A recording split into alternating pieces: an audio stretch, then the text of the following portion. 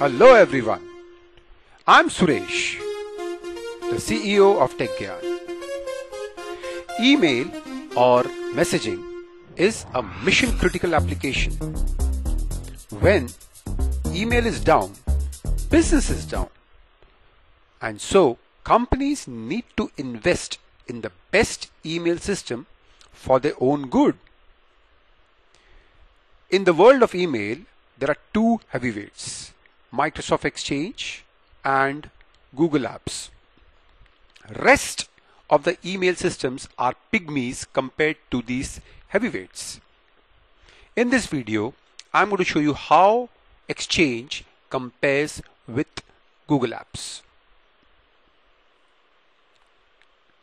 My comparison will cover the following areas as shown in the slide.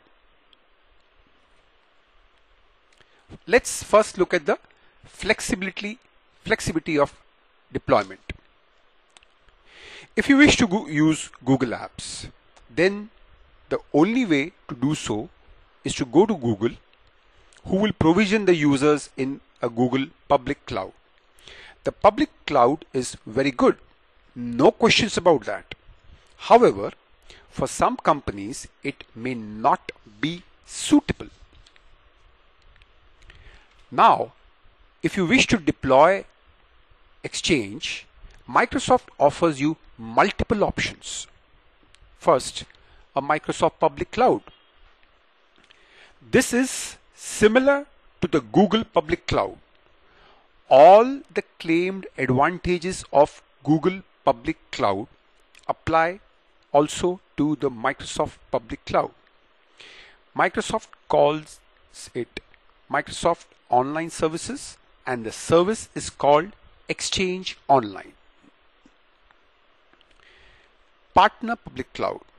Now, what if due to some company or regulatory reasons you do not want your data to be hosted outside your country, for example India, where your head office is located? With Exchange, you could look at a hosted service offered by a company having the data center services in India. You will find many Microsoft partners offering hosted Exchange services in many countries of the world. Third option is a customer private cloud. Suppose you are a company operating in a highly regulated environment and public cloud is not an option for you. However, you like the concept and the flexibility of a cloud. Microsoft can then give you all the tools you need to set up a private cloud, and you could then use Exchange in that environment. Next is a customer on-premise option.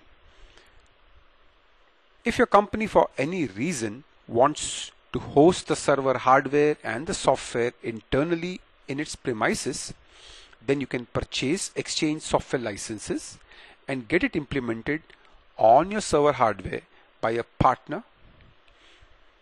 This is how Exchange was used until the option of cloud came along. This option still works very well for many companies as long as you have a very good partner like us implementing it. Next option is hybrid of on-premise and on-cloud. Supposing you have 500 users, out of which 100 are those who have regulatory issues, then you can have those 100 users on-premise and the balance 400 can be on the Exchange Online public cloud.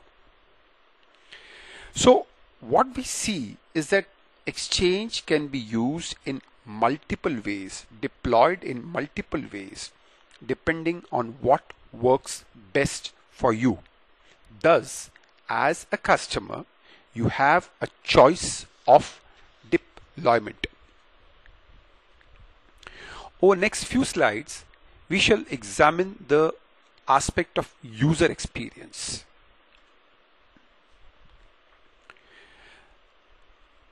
This slide shows the richness of the user interface of Microsoft Outlook, the world's favorite email client and a personal information manager.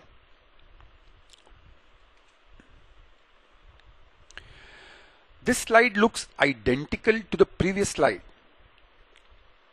However, when you notice carefully, you will see the browser web address tab. That's when you realize that this is not Outlook on a PC, but Outlook on a browser. We call it Outlook Web Access, or OWA for short. So from a user's perspective, the email experience, whether offline or online, is the same.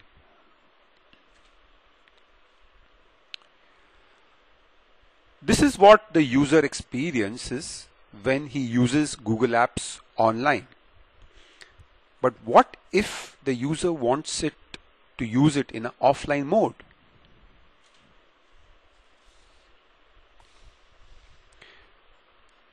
For offline access to Google, you can configure it with Outlook. As you see in this slide, the user interface is totally different for online and offline access. Besides, in offline mode, what you get is a partial sync, whereas in case of Exchange, you get a full sync of mails, contacts, tasks, calendars, and notes.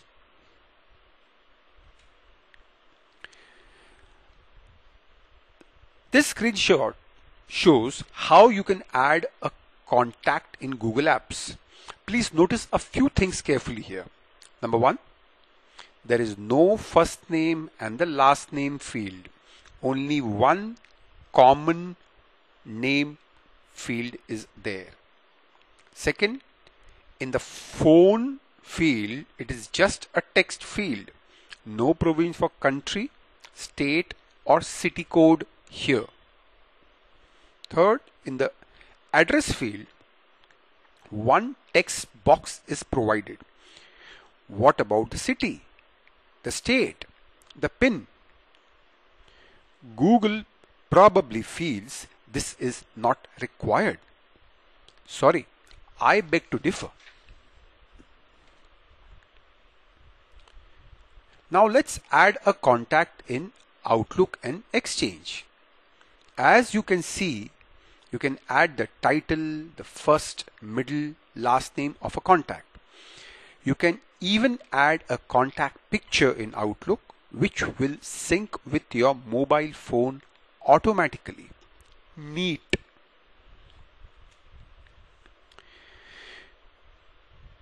You can add country, city code, local number, and the extension while adding a phone. By doing so, when the data syncs with the mobile, you can call a contact directly from your mobile without making any changes. Also, since there are certain phone systems can be interfaced such that by clicking directly on the Outlook, you can dial the number.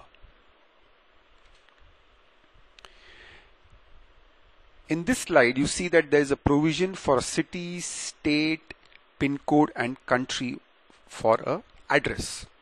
That's detailing for you.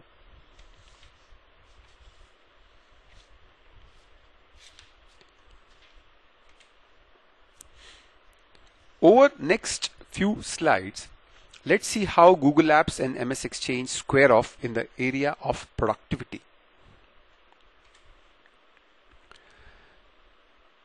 This is a nice innovation from Google. All mails with the same subject are bunched together. In this slide, the highlighted mails are the ones which have a same subject line. The number in bracket indicates the number of emails in that conversation. Microsoft has now implemented its version of the conversation view. As you can see in this slide, the highlighted mail has 5 responses, but unlike Google, They are not bunched in one email but appear one below the other. This makes it more convenient to view the particular email as compared to Google method, which is confusing sometimes. Here you see the emails sorted as per the time they were received, with the mails received last being at the top. So why has Microsoft included a normal view and a conversation view? Two reasons according to me. Number one, some people find conversation view confusing and prefer a normal regular view. Second reason, the conversation view bunches all emails with the same subject together. Now we know that many of us are sometimes too lazy to change the subject line. So if we have to send email to someone, we just check the last email received from that person and click reply and type the text and send it. This email would have contents totally different from the subject line, but conversation view will still bunch it together. Therefore, the choice of normal email view makes a lot of sense. So essentially, Exchange gives you a choice of views, unlike Google. Now this is huge. In Exchange, you can grant access to any folder which is part of your mailbox to any colleague of yours. This takes collaboration between team members to the next level. Needless to say, Google does not allow this. Exchange gives you the option of delivery and read receipt. The delivery receipt indicates that the mail sent by you has been delivered to the recipient's inbox. A read receipt will tell the sender that the recipient has read the mail. Nothing like this is available in Google. Using your email in Exchange, you can do a quick poll within your company. Once all users have given their responses, the system will automatically tabulate the responses and give summary, allowing you quick decision making. Now this is a big put off. I use folders and subfolders regularly, but Google does not allow me to create them. And like me, there are millions of users who function better when they have folders and subfolders in their email system. Fortunately for me and many others, Exchange allows me to create folders and subfolders. Here's what I do. I generally make a main folder for the fiscal year. Then within that folder, I make subfolders as per my requirement. So even when I take a backup, it's far easier to do that for a particular fiscal year. And restoring an old mail is also a lot easier this way. In Exchange, I can decide to share a particular folder with, say, person X and another folder with, say, person Y. If you get a mail on which you have to follow up next week, Exchange has a useful feature by which you can right click on the mail, select follow up and say next week. The mail thus selected for follow up then appears in the to-do list along with the pending tasks. This ensures that you always remain on top of your to-do list. Sadly, Google does not have anything by which you can flag emails for follow-up. For many people, there are certain tasks which are repetitive in nature. Example, a finance person may be required to submit certain statements to the bank by the 5th of every month, or a salesperson may be required to submit the sales funnel to the manager every Monday morning. Such repetitive tasks can be set up in Exchange and Outlook, such that on the appointed day and the time, you get a reminder In Google, you will have to create a new task for every occurrence, unlike in Exchange where the new task is auto created on the appointed date. In Exchange, if you set a task reminder on Outlook and you happen to go out, then at the appointed time, you will get a reminder on your mobile. There is a seamless integration of tasks between Outlook, browser, and the mobile. Tasks in Google unfortunately do not integrate very well. In Exchange, I can assign a task to someone else. If that person accepts the task, it automatically appears in his taskbar. No data entry is required. Exchange allows you to share your task list with a colleague or even delegate it to your assistant. So imagine you are on the road and your colleague updates your task list with new details. The updated task data gets synced with your mobile.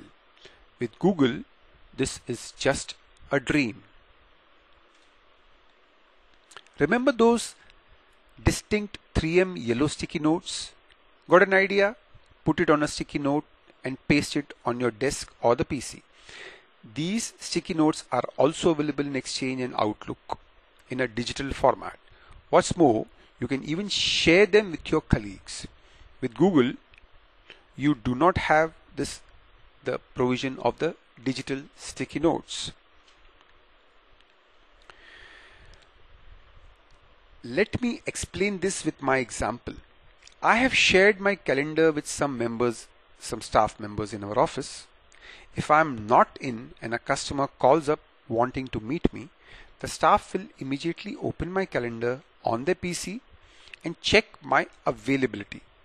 If I am free, they will book my time, and within seconds the calendar in my mobile gets updated. All this without even talking to me. This is so useful that I am surprised why Google is not offering it.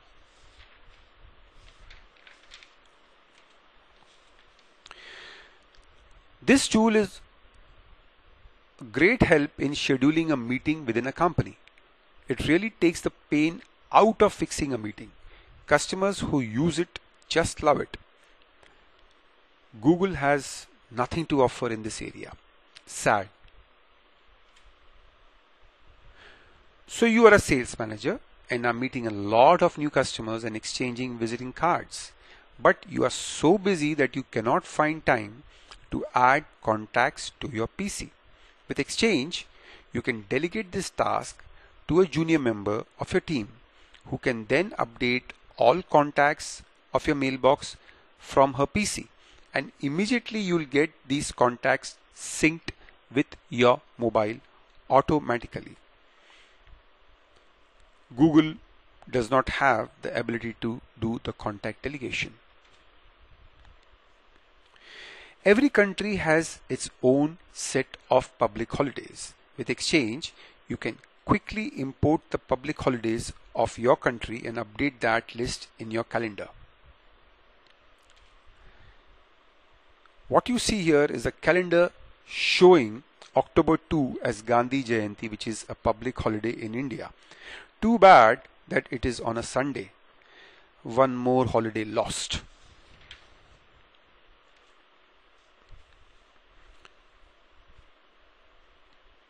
Supposing you have an important customer in Arizona, USA. You may want to be in touch with him at multiple times during the day, but you don't wish to call him at odd hours. No problem. With MS Exchange, you can add multiple time zones to your calendar in Outlook so that one view gives you the time in your city and the corresponding time at your customer location. This is very cool, and Google simply has not thought about it yet. Now let us look at the aspect of mobility and see how Exchange offers better value.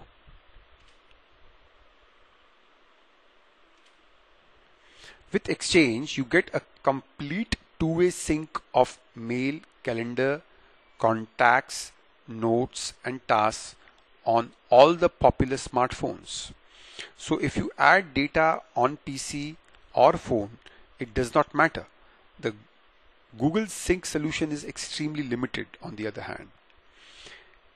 Exchange also offers you the capability to remote wipe all data from a lost phone. This ensures that you lose your phone but not the data. This is peace of mind. You also get picture ID with BlackBerry, iPhone and Windows Mobile. So if you add a picture of your contact in Outlook over the air,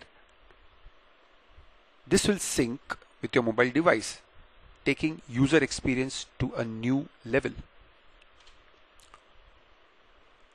Now let's see how Exchange trumps Google in this area.